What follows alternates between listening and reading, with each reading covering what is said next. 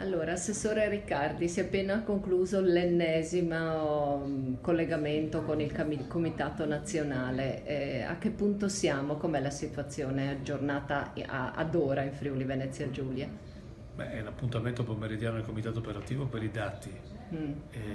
I dati portano i tamponi da questa mattina da 215 a 243. Lo stato contumaciale, che era 68, arriva a 122. Ci sono 14 test in corso relativamente ai tamponi. Questa mattina i casi erano 5 e purtroppo adesso siamo arrivati ad un sesto. Il sesto dove? Il sesto a Gorizia, Quindi è collegato con... nella filiera del primo caso che si è verificato con la positività del test confermata alle 20 di ieri. Ed è una persona anziana, giovane, meno giovane? No, non è una persona anziana, è sintomatico, ma è in condizioni di contumacia domiciliare, quindi ovviamente ha dei sintomi, ma non è in una condizione grave. Ok, e invece per il discorso Università di Udine in particolare, dove si è svolto questo convegno ancora il 20 febbraio, questo aspetto vi preoccupa? Cioè il fatto che dal 20 febbraio il virus circoli comunque?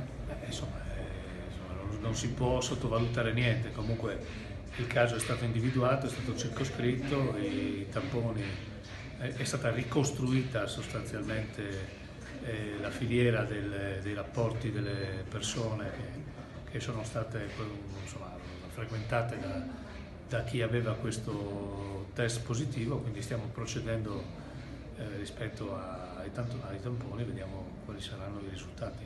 Perché quello era un incontro pubblico, quindi poteva esserci anche del pubblico Sì, era un esterno. incontro pubblico, non era un incontro con studenti,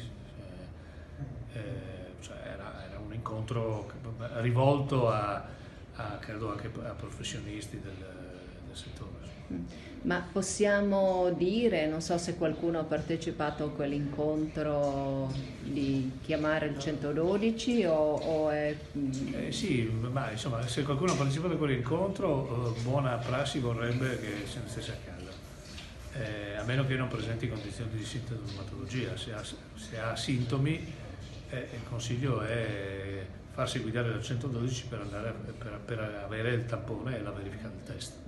Ok, quindi da domani scuole e università chiuse per un'altra Praticamente aspettiamo settimana. l'atto, ma insomma, dovrebbe essere perfezionato a ore, perché comunque il DPCM deve essere approvato, perché deve intervenire su un provvedimento che scade alle 24 di questa sera. Quindi sarà un provvedimento governativo? Il DPCM è un provvedimento governativo, la L'ordinanza? scelta che riguarda l'ordinanza, quindi la chiusura, dovrebbe essere un provvedimento del Presidente della Regione.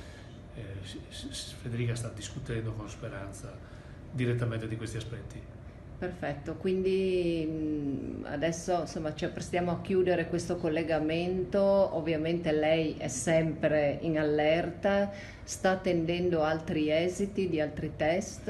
Abbiamo 16 test in corso, quindi qua siamo tutti in allerta, non sono io in allerta, il sistema, indipendentemente dalle scelte che possono essere più puntuali, che potremmo trovare all'interno di un DPCM, il sistema di protezione civile e il servizio sanitario regionale ovviamente è in allerta, in continua allerta, sta lavorando.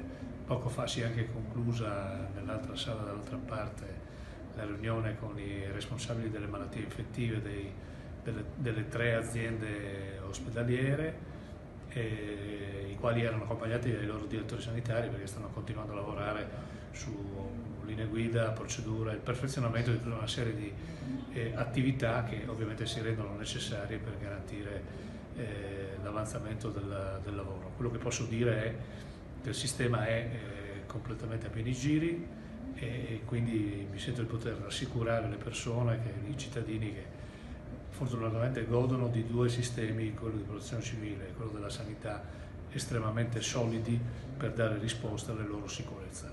Ecco, un'ultima cosa, zona rossa è al di là da venire, la state prendendo in considerazione o è eccessiva come misura? Assolutamente oggi mi sembra sia un'ipotesi in questo momento non individuabile, non abbiamo delle condizioni di zona rossa, ripeto, non abbiamo nessuno ricoverato, non c'è nessuna terapia intensiva, quindi ci sono delle situazioni contumaciali che implicitamente confermano che ci può essere il rischio di un virus, ma nello stesso tempo le condizioni di salute possono essere gestite da casa e questo mi pare già un dato importante. Questo naturalmente a questo momento, perché in queste cose ragioniamo di ora in ora.